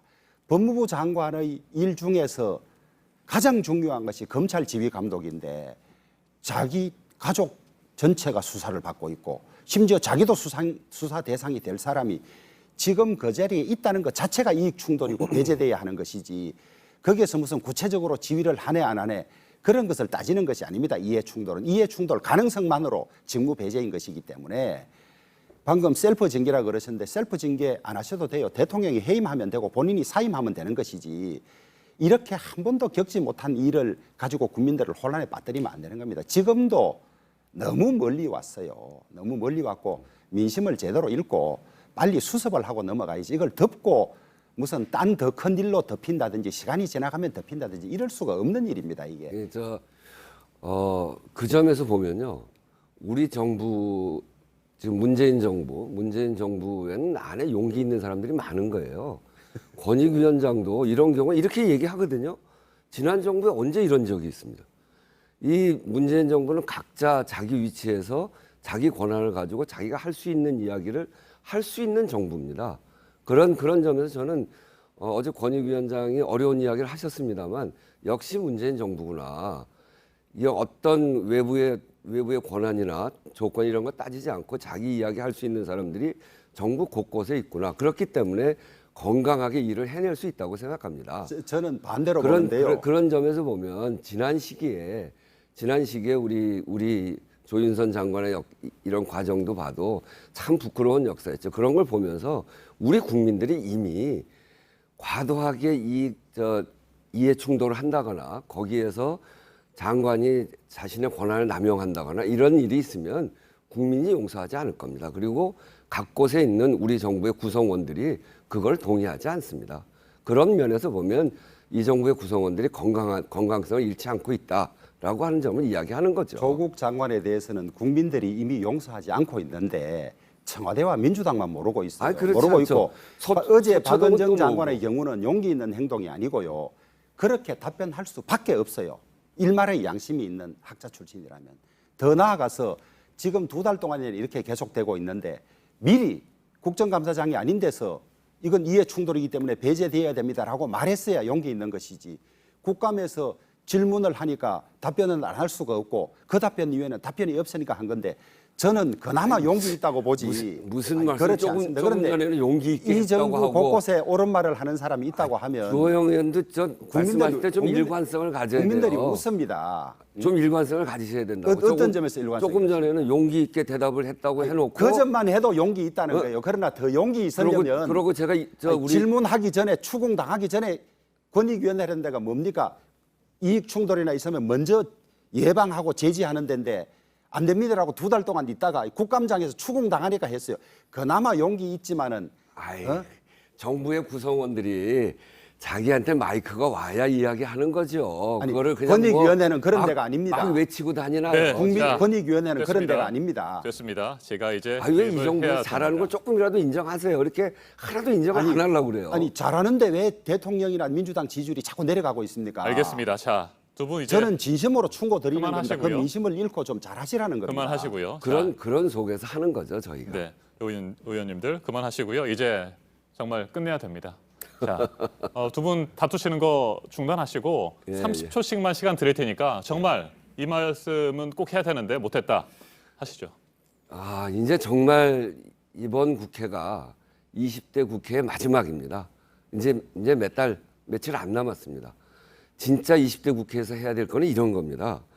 무분별한 복합 쇼핑몰을 규제해야 되고, 그리고 가맹점주들의 협상권을 가져야 되고, 제로페이법을 제대로 만들어서 카드 수수료를 없애야 되고, 중소기업들이 대기업에 공동으로 저항할 수 있도록 하는 법을 만들어줘야 되고, 그리고 기술 탈취에 대해서는 정말 엄격한 징계를 가할 수 있어야 되고, 이렇게 자영업, 중소기업, 또 비정규직 노동자들을 위한 민생법을 만들어야 되는데 자유한국당이 좀 국회에 좀 들어오십시오. 그래서 그거는 그것대로 두고 심각한 민생 입법 가지고 경쟁합시다. 이렇게 해야 국회가 제대로 된 역할을 하는 겁니다. 네, 거기까지요. 국민들은 다리가 아파서 한 발자국도 걸을 수가 없다고 하는데 저기까지 걸어가면 맛있는 것이 있다고 이야기하는 거랑 마찬가지입니다. 다리를 고치지 않으면 맛있는 곳에 갈 수가 없어요. 그래서 조국 문제를 해결하지 않으면 나머지 민생의 문제로 넘어갈 수 없다는 점을 말씀드리고, 결자 해지라는 말이 있습니다. 이 사태를 만든 사람이 풀어야 합니다. 이 일의 매듭은 조국 장관을 무리하게 법무부 장관 임명함으로써 생긴 것이기 때문에 그 원인을 없애고 대통령과 민주당이 풀어야만 절박한 민생 문제로 빨리 넘어갈 수 있고, 조국 문제 해결 없이 민생을 이야기하는 것은 공연불에 불과하다. 저는 그렇게 말씀드리고 있습니다. 알겠습니다. 오늘 공방도 매우 뜨거웠습니다. 시청자 여러분께서 잘 판단하시리라 믿습니다. 맞짱 토론 우원식 더불어민주당 의원, 주호영 자유한국당 의원과 함께했습니다. 두 분 토론 잘 들었습니다. 감사합니다. 네, 감사합니다. 감사합니다.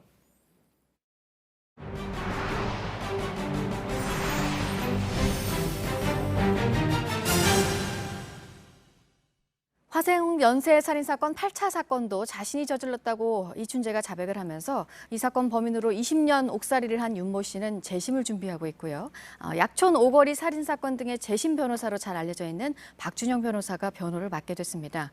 정말 이춘재가 진범이냐는 논란이 계속되는 와중에 진짜 범인만 알 수 있는 의미 있는 진술을 이춘재가 했다고 경찰이 밝혔습니다. 거의 남아있지는 않지만 8차 사건 증거물 분석 작업이 지금 진행이 되고 있습니다. 먼저 김도훈 기자입니다. 이춘재는 화성 연쇄살인 사건 등 14건을 모두 자신이 저질렀다고 자백했습니다. 당초 모방범죄로 이미 법인이 붙잡힌 8차 사건도 여기에 포함됩니다. 당시 수사에 문제가 있던 것 아니냐는 논란이 일었습니다. 그런데 최근 이춘재가 8차 사건과 관련해 의미 있는 진술을 했습니다. 경찰은 이춘재가 화성 8차 사건 범인이 붙잡혀 처벌받은 걸 알고 있다며 진짜 8차 사건 범인이 아니면 알 수 없는 의미 있는 내용도 진술했다고 밝혔습니다. 이 때문에 경찰은 먼저 과거 수사에 문제가 있었는지 살펴보고 있습니다. 퇴직한 당시 경찰관들을 찾아가 조사 중입니다. 하지만 증거물은 거의 남아있지 않고 사건 기록도 사본만 있습니다. 경찰은 현장에서 발견된 풀 한 포기가 남은 유일한 증거품이라며 국과수에 감정을 신청했습니다. 당시 진범으로 붙잡힌 윤모 씨는 이미 20년간 옥살이를 마치고 출소했습니다. 윤 씨는 과거 자신이 범인이라고 자백한 건 가혹행위와 고문 때문이었다고 주장하고 있습니다. 윤 씨는 8차 사건에 대해 법원에 재심을 준비 중입니다. JTBC 김도훈입니다. 들으신 대로 경찰은 과거 수사에 문제가 있었는지 퇴직한 당시 경찰관들을 찾아가서 조사를 하고 있습니다. 이 8차 사건에 대한 판결문을 봐도 의문이 드는 부분들이 있습니다. 이어서 김지성 기자입니다. 1989년 선고된 화성 8차 살인 사건의 1심 판결문입니다. 윤 씨가 소아마비를 앓아 왼쪽 다리가 불편하다는 내용이 나옵니다. 신체적 불구라는 표현도 있습니다. 윤 씨의 교도소 지인들의 기억도 비슷합니다. 다리를 저보다 더 절었어요. 그런데 같은 판결문에 윤 씨가 피해자 집 뒷담을 넘어 마당으로 침입했다. 또 방문 앞을 가로막은 책상을 밟고 넘어갔다고 기록돼 있습니다. 윤 씨는 언론 인터뷰에서 당시 경찰이 쪼그려 뛰기를 시켰고 못하고 넘어지자 구타가 이어졌다고 말했습니다. 자백한 시간을 두고도 당시 기록과 윤 씨 주장이 엇갈립니다. 2심 판결문에는 조사 시작 4시간 40분 만에 윤 씨가 범행을 자백했다고 나옵니다. 하지만 윤 씨는 언론 인터뷰에서 경찰이 사흘 동안 잠을 안 재우고 조사했다고 말했습니다. 경찰이 불러준 대로 진술서를 쓰고 자백했다고도 했습니다. 경찰은 당시 수사 관계자들을 참고인 신분으로 조사하고 있습니다. JTBC 김지성입니다. 오늘의 핵심 뉴스들을 정리해드리는 아침엔 주요 뉴스입니다. 검찰이 조국 법무부 장관 동생 조모 씨에 대한 구속영장을 다시 청구하기로 했습니다. 웅동학원 교사 채용을 약속하면서 지원자 부모로부터 2억 원을 받았고 돈을 전달한 종범 2명은 이미 구속됐는데 조 씨의 영장이 기각된 것을 결코 받아들일 수 없다는 입장입니다. 검찰은 조국 장관의 부인 정경심 교수도 조만간 추가로 불러서 4차 조사를 진행하기 위해 정 교수 측과 일정을 조율하고 있는 것으로 전해졌습니다. 조국 장관과 관련된 의혹이 계속해서 국감의 최대 쟁점이 되고 있습니다. 어제 국민권익위원회를 상대로 한 국감도 가족이 검찰 수사를 받고 있는 조 장관이 직무를 수행하는 게 적절한지를 두고 공방이 있었는데 오늘 한국과학기술연구원, 대구 부산 고등법원과 지검 등을 대상으로 하는 국감도 조 장관과 관련해서 치열한 공방이 있을 것으로 보입니다. 클럽 버닝썬 사건에 연루된 윤모 총경이 어젯밤 구속됐습니다. 가수 승리 등의 카카오톡 대화방에서 경찰총장으로 불렸던 인물인데 승리 측에 경찰의 단속 정보를 알려주고 업체 대표로부터 사건을 무마해 주는 대가로 수천만 원대 주식을 받은 혐의입니다. 미국과 중국 간의 고위급 무역 협상이 시작됐고 협상 결과는 여전히 불투명한 가운데 부분적 합의, 스몰딜이 이루어질 가능성이 있다는 전망이 나오고 있습니다. 뉴욕 증시는 상승세를 이어갔습니다. 터키군이 시리아 쿠르드 지역을 공격한 지 하루 만에 6만여 명이 피랑길에 오르는 등 민간인 탈출이 이어지고 있습니다. 시리아 인권관측소는 지금까지 공식 확인된 사망자만 군인 17명과 민간인 8명 등 수십 명에 이른다고 밝혔습니다. 국제사회는 일제히 비판의 목소리를 내고 있고 노르웨이는 터키에 대한 신규 무기 수출을 일시 중단하기로 했습니다. 벤투 감독이 이끄는 우리 축구대표팀이 2022년 카타르 월드컵 아시아 예선 2차전에서 스리랑카에 8대 0으로 이겼습니다. 3차전은 오는 15일 평양에서 북한과 치릅니다. 국회 패스트트랙 충돌 사건을 수사 중인 검찰이 자유한국당 의원들에게 추가 소환을 통보했습니다. 수사 대상에 오른 한국당 의원은 모두 60명으로 검찰이 지난달 말 20명, 지난 4일 17명에게 출석 요구서를 발송했지만 아무도 출석하지 않았습니다. 유니클로를 운영하는 일본의 의류업체가 한국에서의 실적이 현저하게 악화됐다고 밝혔습니다. 올해 3월부터 8월까지 매출이 큰 폭으로 떨어졌다면서 9월부터 1년 동안의 수익도 크게 줄어들 것이라고 전망했습니다. 철도 노조가 오늘 오전 9시부터 72시간 동안 경고 파업을 진행합니다. 노동 시간을 줄이고 인력을 늘릴 것을 요구하고 있습니다. KTX와 새마을호 등 일반 열차의 운행이 줄어들 것으로 보입니다. 지금까지 아침엔 주요 뉴스 정리해드렸습니다. 중국 장쑤성에서 고가도로가 무너지며 차량을 덮치는 사고가 일어났습니다. 차들이 달리고 있는데 갑자기 고가도로가 쓰러집니다. 미처 피할 새도 없이 차들은 그대로 깔려버렸습니다. 현지 시간으로 10일, 바로 어제 저녁에 벌어진 사고인데요. 적어도 3대의 차가 깔린 것으로 알려졌는데 다친 사람이 있는지는 아직 확인되지 않았습니다. 교통당국은 일단 사고 원인으로 고가를 지나던 과적 트럭에 주목하고 있는데요. 일각에선 이 고가도로가 22개월 만에 지어졌다며 부실 공사 가능성을 강하게 제기하고 있습니다. 현지 시간 10일 인도네시아의 안보 장관이 괴한이 휘두른 흉기에 찔렸습니다. 자바섬 판데그랑 지역에서 열린 한 행사에 참석한 장관을 향해 갑자기 괴한이 달려들더니 흉기로 복부를 찌른 건데요. 장관은 긴급히 병원으로 옮겨져 수술을 받고 현재 생명에는 지장이 없는 상태라고 합니다. 공격을 한 남성은 곧바로 경찰에 체포됐는데요.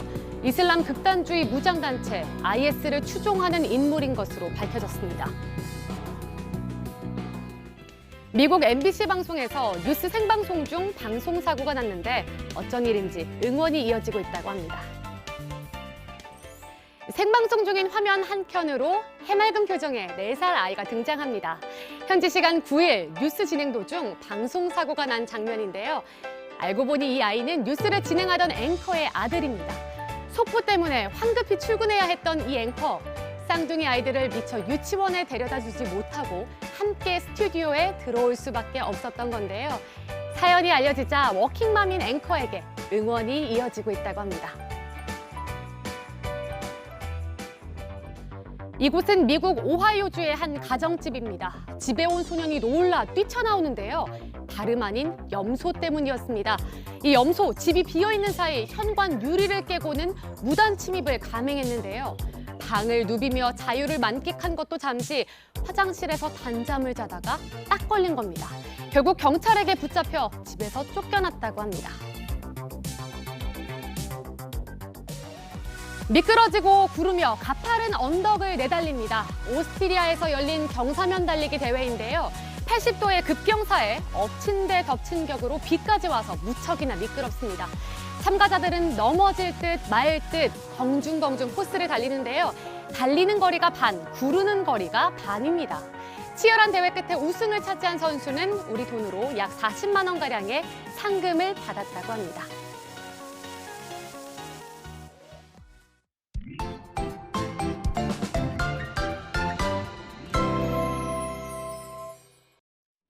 요즘 아침 추위가 기승을 부렸는데 오늘도 꽤 쌀쌀합니다. 자세한 기상 정보와 주말 날씨 살펴보겠습니다. 김연아 캐스터, 오늘은 기온이 어때요? 네, 일단 오늘 아침 기온 어제보다는 조금 올랐습니다. 네. 현재 기온 보시면요. 서울이 13도, 전주와 광주 14도, 대구는 15도 가리키고 있는데요. 이렇게 어제보다는 1, 2도 올랐지만 차이가 적기 때문에 여전히 쌀쌀합니다. 또 낮 기온은 서울과 광주, 대구 25도, 청주와 전주가 24도로 낮 기온 역시 어제보다 높겠습니다. 따라서 일교차는 계속해서 크겠는데요. 이렇게 보시면 서울과 광주, 대구 등 내륙 지역 곳곳 일교차가 10도 이상 벌어지겠습니다. 오늘도 옷차림에 신경 쓰셔야겠습니다. 네, 어제 가을 하늘 높고 참 맑았습니다. 예뻤는데 오늘은 어떨까요? 네, 오늘도 고기압의 가장자리에 들면서 대체로 맑은 하늘 펼쳐져 있습니다. 이렇게 구름만 조금 지나고 있는 모습이고요. 다만 미세먼지 농도가 조금 높습니다. 오전까지 서쪽 지역에서 공기질이 좋지 않겠습니다. 서울 등 지금 시야 상황 굉장히 좋지 않은 상황이고요. 또 호남 지역도 굉장히 가시거리 짧아져 있습니다. 이렇게 오전까지 나쁨 수준 보이다가 오후부터는 차츰 해소되겠습니다. 네, 오늘이 벌써 금요일이고 내일 주말입니다. 주말 날씨도 좀 살펴보죠. 네, 오늘 주말 날씨 먼저 전해드리기 전에요. 오늘부터 강원 영동에 비 소식이 들어 있습니다. 내일 오후까지 길게는 이어지겠는데요. 또 경북 북부 동해안에도 비가 오는 곳이 있겠습니다. 강원 산간 지역에 최대 30mm, 그 밖의 지역 5mm 안팎으로 양이 많진 않겠습니다. 그리고 말씀하신 주말 동안 내일까지 강원 영동에 비가 이어지고요. 제주 산간 지역에는 아침 한때 비가 오는 곳이 있겠습니다. 그리고 보시는 것처럼 기온이 조금씩 떨어지겠습니다. 다음 주에는 한층 더 쌀쌀할 것으로 예상됩니다. 알겠습니다. 기상 정보 잘 들었습니다. 김연아 캐스터 수고했습니다.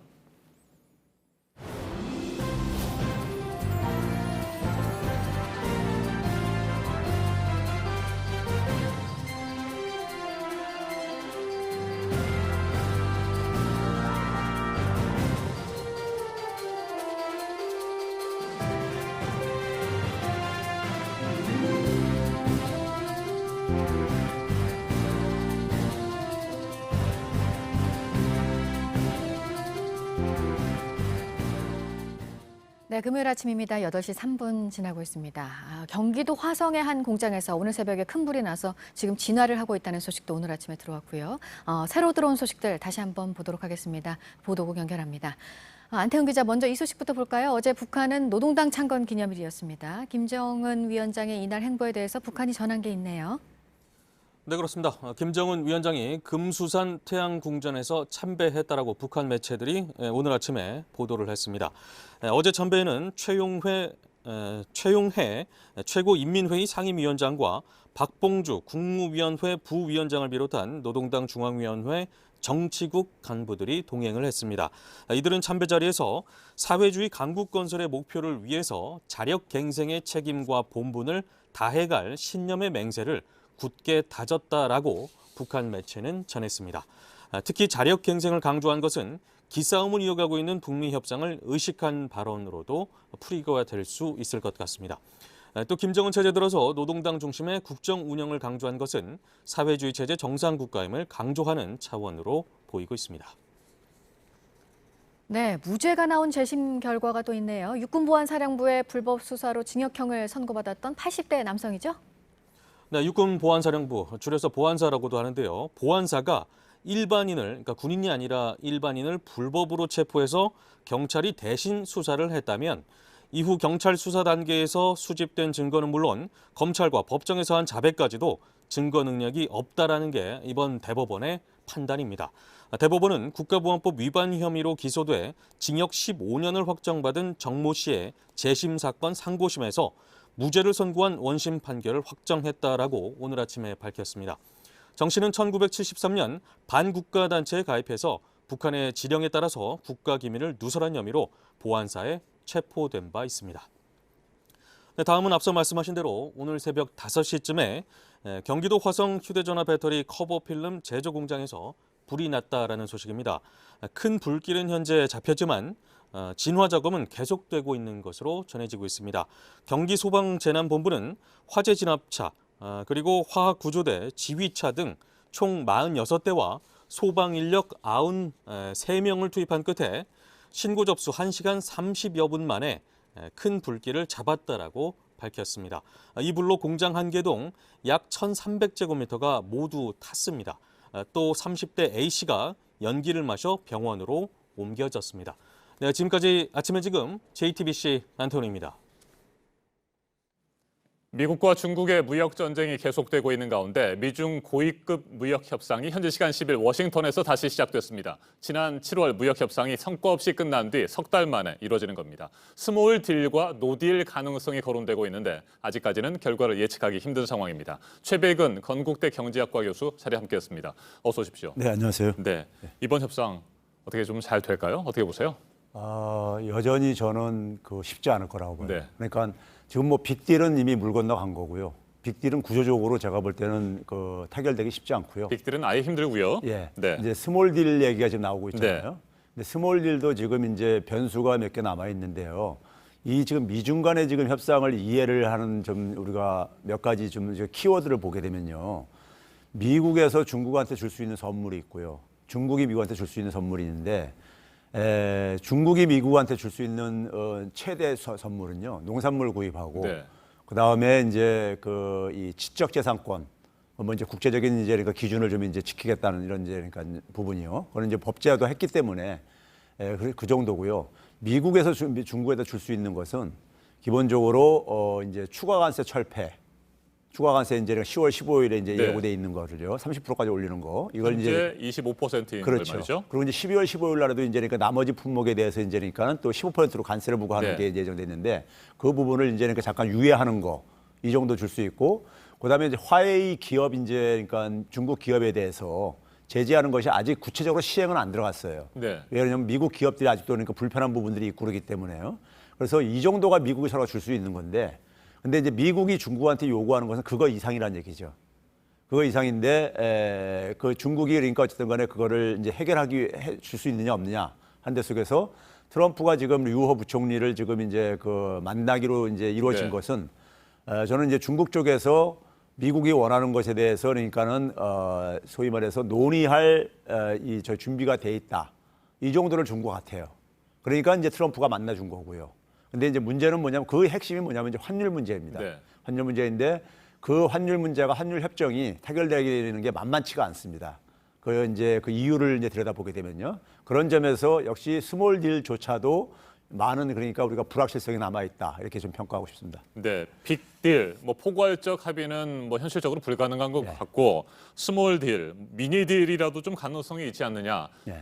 실제로 CNN이라든지 블룸버그 통신 같은 경우에는 미니 딜, 스몰 딜의 가능성은 높다고 보는 것 같은데 말이죠. 그게 이제 그러니까 환율 문제입니다. 네. 환율 문제인데요. 환율 문제가 한 두 가지 정도 중요한 의미가 있어요. 첫째는 뭐냐면 미국이 지금 무역을 통해 가지고는 무역 적자를 해소하기가 어려운 산업 구조를 갖고 있어요. 네. 소위 말해서 이제 미국의 인건비도 비싸고 그러다 보니까 이제 어려운 구조가 있는데 미국이 그런 이제 그러니까 무역 수지 적자를 좀 만회할 수 있는 것을 이 금융 투자를 통해 가지고 이익을 챙기는 겁니다. 그러려면은 미국이 그걸 하려면은 미국이 우리나라한테도 항상 우리가 요구하듯이 환율 시장, 외환 시장에 대해서 정부들이 개입하지 말라 이거예요. 월가에 있는 투자가들이 들어가서 마음대로 자기들이 좀 이제 투자도 하고 그에 따라서 환율도 결정되게 하고 월가의 투자가들은 대부분이 뭐냐면은 이 환율 환차익을 이용을 해가지고 많은 네. 수익을 챙깁니다. 그러니까 그거를 이제 그러니까 허용해달라는 게 하나가 있고요. 그다음에 이제 추가적으로는 뭐냐면은 중국 정부가 이제 그러니까는 미국에서 관세를 매겼을 때 중국 위안화 가치 떨어뜨리게 되면은 환율 이 관세 인상 효과가 상쇄돼 버려요. 네. 그러다 보니까 이제 그 중국의 소위 말해서 손과 발을 좀 묶는 효과로서 일단 환율을 먼저 그러니까 양보를 얻어내고 나서 그다음에 좀 이제 장기전으로 좀 그러니까 포괄적인 딜은 이 손발을 묶어놔야지만 좀 그래도 양보를 더 얻어낼 수 있다고 생각하기 때문에 미국 쪽에서는 그 환율 문제를 기본적으로 지번에도 환율 조작국으로 지정을 했었잖아요. 그 이유도 바로 거기에 있는 건데요. 근데 이제 중국 입장 속에서는 미국이 마음대로 그러니까 중국에 그러니까는 소위 이 통화의 중국 통화의 네. 대외적인 가치를 불안정하게 만드는 것까지는 용납하기 힘든 겁니다. 그에 하게 되면 상당히 중국도 금융적인 불안정성이 굉장히 커질 수가 있기 때문에요. 그런 점에서 환율 협정은 하되 아마 중국에서는 그러니까는 조금 더 유연하게 좀 이제 그러니까는 유연성을 좀 이제 그러니까 허용하는 범위로 이제 제시를 할 것이고요. 미국 쪽에서 그걸 이제 그러니까 만족스러워 할 것이냐는 것은 별개 네. 문제라고 저는 생각합니다. 트럼프 대통령이 또 트위터에 이런 글을 올렸습니다. 네. 그들은 뭐 여기서 그들은 중국을 의미하고요. 그들은 합의를 원하지만 나도 그럴까? 뭐 퀘션 마크 여기다 붙인 것 같습니다. 자, 지금도 여전히 트럼프 대통령이 중국에 비해서는 여유가 있는 상태입니까? 그렇죠. 지금 중국이 지금 사실 뭐 이렇게 우리가 홍콩 사태나 뭐 저기 저 신장 위구르 이런 것은 잘 알려져 있는 네. 얘기지만은 경제가 굉장히 안 좋아요. 경제가 우리가 알고 있는 것보다도 그러니까 그래서 지난 2분기에 이제 6.2%가 떨어졌어요. 1분기에 6.4, 지난해 4분기하고 올해 1분기 6.4%에서 6.2%가 떨어졌어요. 그런데 그 6.2% 수치가 굉장히 허수가 많습니다. 중국이 정부가 투입을 한 것이 한 GDP에 비해서 4% 이상을 지금 그러니까 재정 적자를 지금 운용을 하고 있어요. 네. 그 얘기는 민간 부분에서 그러니까는 한 2% 촛분이 안 나온 2% 정도 안 나온다는 얘기인데 문제는 뭐냐면 중국의 GDP가 굉장히 과대평가가 돼 있는 그러니까 이 GDP 산출 방식이요. 중국은 어떻게 돼 있냐면 지방성들한테 생산액을 중심으로 해서 추계를 이렇게 보고를 받아서 집계를 하게 돼 있어요. 근데 실질적으로 그러니까 그것이 시장에서 판매되는 이런 금액으로 보게 되면은 훨씬 못 미친다 이거예요. 그래서 실질적으로 한 1.7%가 과장돼 있다. 이렇게 되고 있거든요. 그럼 민간 부분에서 한 2% 만들어내는 것 중에서 1.7%를 빼게 되면은 1%도 안 나오고 있다는 얘기입니다. 그런 점에서 중국 경제가 상당히 지금 안 좋은 상황이고 그런 점에서 홍콩 사태가 또 지속될수록 홍콩의 이제 금융 불안도 계속 지금 지속되고 있고요. 그런 이런 상황 속에서 중국이 굉장히 지금 궁지에 몰리고 있다고 보고 있는 것이고요. 그래서 이 상황 속에서 조금 더 밀어붙이면은 중국을 좀 이제 굴복시킬 수 있다고 하는 것이 워싱턴 정가의 기본적인 지금 제가 볼 때는 견해이고요. 그러다 보니까는 트럼프는 자기 정치 일정이 있다 하더라도 트럼프가 그러니까는 뭐 사실 그러니까 그런 부분을 그러니까 이제 이 속에서 민주당과 큰 차이는 없어요. 네. 그런 점에서 지금 이제 트럼프는 중국과의 그러니까 보다 더 그러니까는 적어도 내년까지 선거 때까지 그러니까 좀 더 유리한 결과를 얻어내기 위해서는 지금 보다 더 그러니까 중국이 나쁠 때 더 몰아붙이는 것이 더 좋다고 생각하고 있는 거죠. 네. 끝으로 한 가지만 더 살펴보죠. 저희가 지금 미국과 중국의 고위급 무역 협상에 대해서 다루는 이유는 결국 이 협상이 우리 경제에 미칠 영향을 좀 짚어보려고 하는 것 아니겠습니까? 미국과 중국의 무역 전쟁 속에 그 유탄을 우리가 지금 맞고 있지는 않습니까? 사실 뭐 그 유탄이라기보다도요. 네. 중국 경제가 굉장히 둔화돼지면서 지금 우리나라 수출이 굉장히 급감을 하고 있거든요. 한 10% 정도 지난해에 비해서 이제 감소를 하고 있는데 중국과 홍콩에 대한 수출이 20% 이상이 감소하고 있어요. 네. 그러니까 이제 근데 문제는 뭐냐면 이게 물론 중국 수출은 지금 작년에 비해 가지고 플러스는 유지하고 있어요. 플러스는 유지하고 있는데 그래도 예년 증가율보다는 떨어지다 보니까는 우리한테 이제 수출의 직격탄이 되고 있고요. 네. 또 중국 경제가 둔화되고 있다 보니까 또 이제 우리 수출이 타격을 보는 것도 있고요. 그런데 이제 다행스러운 게 제가 지난번에 지소미아 종류를 잠깐 얘기했는데 미국 측에서는 그러니까 중국을 압박하기 위해서는 계속해서 그러니까 미국 편에 확실하게 쓰라고 이제 요구할 텐데 지소미아 종류로 인해 가지고 저는 잠깐 저는 한숨을 좀 돌리고 있는 상황이다 이렇게 보고 싶고요. 미중 간의 이 싸움은 그러니까 이제 저는 이제 상수로 봐야 된다고 생각합니다. 예를 들면 아까 얘기했듯이 포괄적인 타결이 구조적으로 힘들기 때문에 그러면 이제 새로운 국면에 우리가 진입했다고 생각을 하고선 전략을 짜야 된다 생각하고요. 그런 점에서 정부에서 그러니까 신남방 정책 펴는 것들도 이제 중국에 대한 의존도를 가능한 줄이는 어떤 하나의 이런 전략이 저는 불가피한 상황으로 지금 이제 전개되고 있다고 보고 있습니다. 알겠습니다. 여기까지 듣겠습니다. 지금까지 최백은 건국대 경제학과 교수였습니다. 말씀 잘 들었습니다. 네, 감사합니다. 지난 7월이죠. 한 남성이 외국인 배우자를 때리는 영상이 공개돼 국민의 공분을 샀습니다. 앞으로는 가정폭력 범죄를 저지르면 다시는 외국인 배우자를 우리나라로 부를 수 없게 됩니다. 법무부가 이 같은 내용을 담은 관련 규칙 개정안을 입법 예고하기로 했습니다. 이도성 기자가 보도합니다. 엄마가 맞자 아이가 울음을 터뜨리고 엄마는 맞으면서도 팔을 벌려 아이를 챙깁니다. 베트남 출신 아내를 마구 때린 이 남성은 구속돼 재판에 넘겨졌습니다. 지난해 국가인권위원회 조사에서 결혼 이주 여성 가운데 42% 정도가 가정폭력을 경험한 적이 있다고 답했습니다. 앞으로는 가정폭력으로 처벌받을 경우 다시는 외국인 배우자를 우리나라로 초청할 수 없게 됩니다. 법무부는 가정폭력 원스트라이크 아웃 제도를 담은 출입국 관리법 시행규칙 개정안을 오는 14일 입법 예고합니다. 가정폭력을 저지르고 임시조치나 보호처분, 벌금형 이상을 선고받으면 외국인 배우자를 우리나라로 초청할 수 없습니다. 아동 청소년 대상 성범죄나 특정 강력범죄를 저지른 경우에도 기준이 강화됐습니다.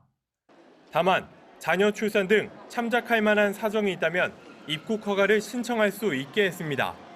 개정안은 관련 절차를 거쳐 내년 4월쯤 공포될 예정입니다. JTBC 이도성입니다.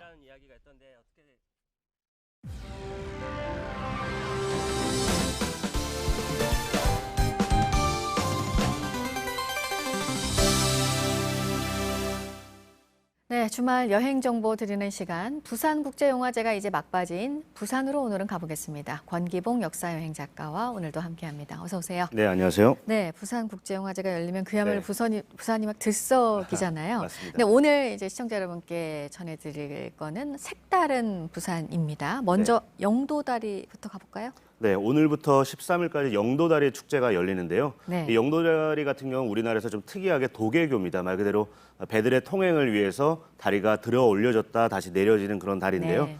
이곳에서 올해로 무려 27회째 이제 행사가 열릴 예정입니다.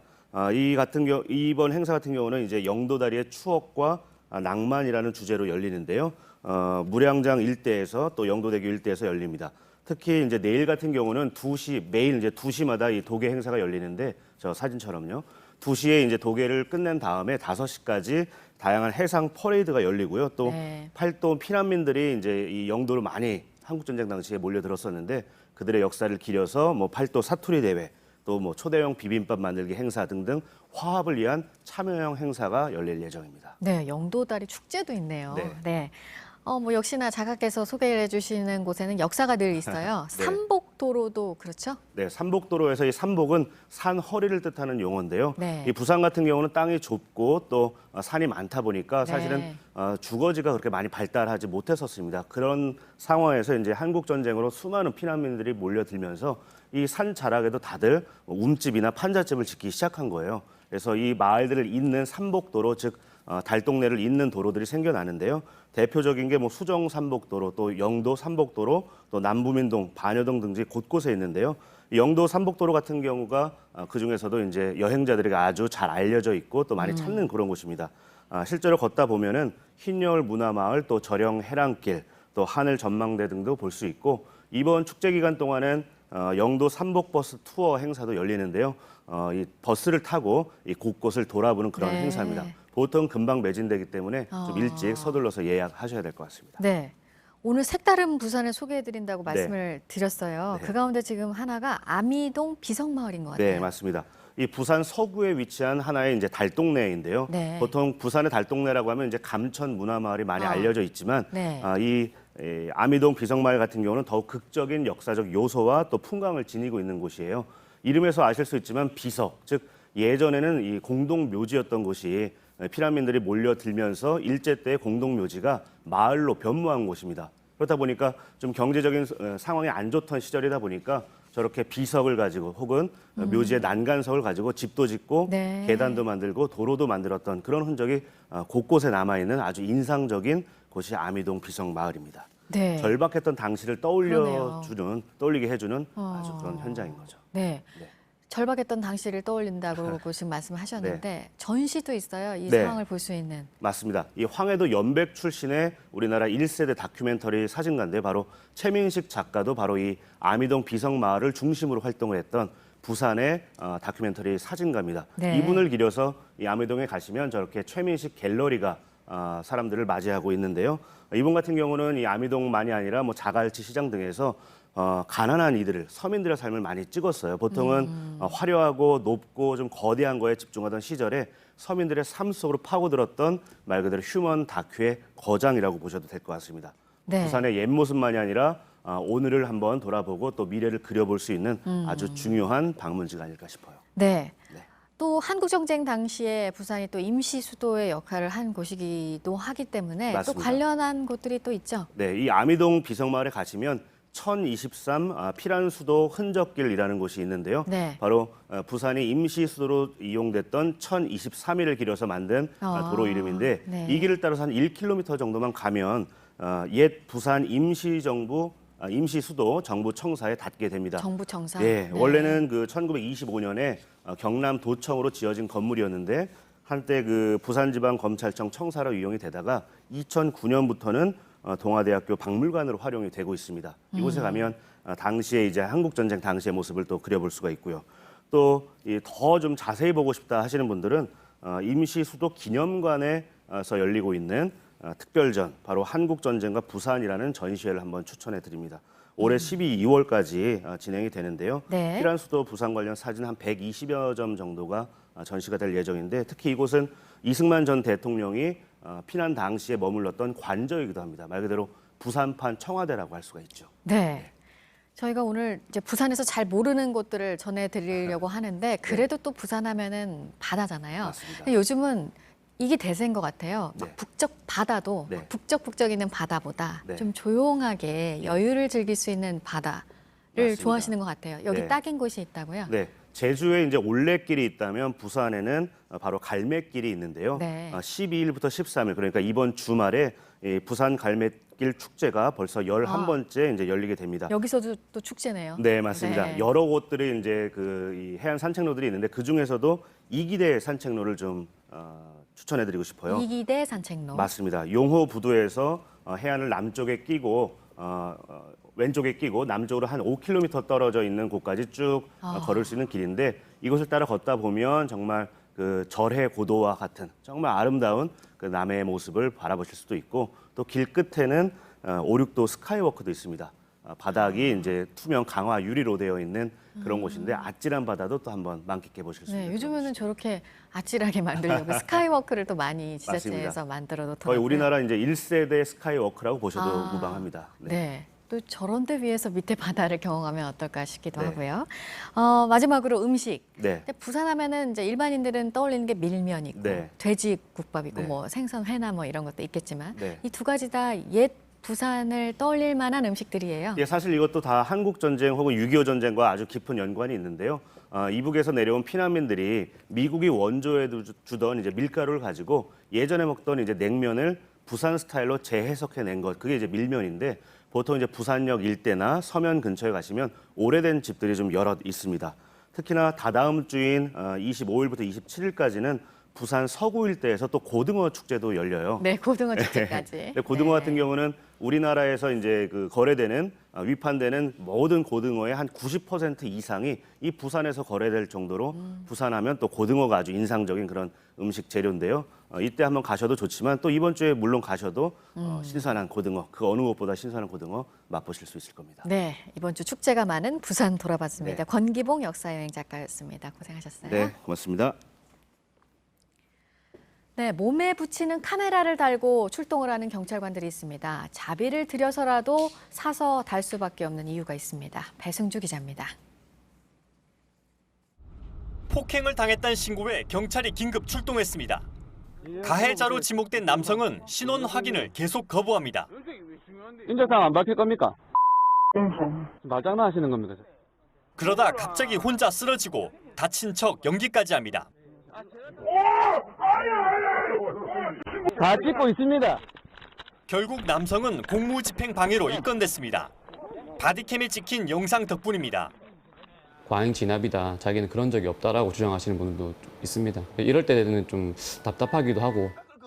주치폭력으로 붙잡힌 남성이 순찰차 뒷자리에서 갑자기 심장이 멎습니다. 생명을 살렸지만 자칫 잘못됐다면 가해자로 몰리기 쉽습니다. 이런 상황에서 바디캠은 보험과 같습니다. 죽었으면 어떡할 거냐라고 억울함을 증명할 수 있는 방법은 사실은 바디캠밖에 없는 실정입니다. 젊은 경찰관 사이에선 바디캠이 필수품으로 자리 잡고 있습니다. 최근 경찰 제지에 불응하다 다친 유명 영어 강사에 4억 원을 배상하라는 판결도 한몫을 했습니다. 경찰들이 많이 사용하는 바디캠입니다. 이렇게 가슴 쪽에 달아주고 버튼만 누르면 즉시 녹화가 됩니다. CCTV가 없는 장소에서도 영상 증거를 확보할 수 있는 데다 생생한 현장음까지 녹음됩니다. 확실히 없을 때보다는 현장에 나가면 좀 자신감도 생기고. 바디캠은 현재 서울에서 100대가 시범 운영 중입니다. 정식 도입되지 않아 개인적으로 쓰는 경찰이 어느 정도인지는 파악이 어렵습니다. 사생활이 고스란히 담기는 만큼 제도 보완이 시급하다는 지적입니다. JTBC 배승주입니다. 어제 막을 내린 제100회 전국체전에서 서울이 24년 만에 종합 우승을 차지했습니다. 이번 대회에서 유일한 수영 5관왕인 김서영 선수는 개영 800m 한국 신기록, 개영 400m와 혼개영 400m 대회 신기록을 세우며 MVP에 올랐습니다. 수영의 박태환과 우하람, 육상 김명지, 자전거 신지은 등 총 8명의 선수는 대회 4관왕을 차지했습니다. 박항서 감독이 이끄는 베트남 축구대표팀이 어제 열린 말레이시아와의 월드컵 지역 예선 경기에서 승리했습니다. 베트남은 말레이시아를 1대0으로 꺾으며 승점 4점을 기록해 G조 2위에 올랐습니다. 경기가 열린 베트남 하노이 미딘 경기장엔 4만여 명의 축구 팬이 모여 베트남 국기와 태극기를 함께 들고 박항서 감독의 이름을 외쳤습니다.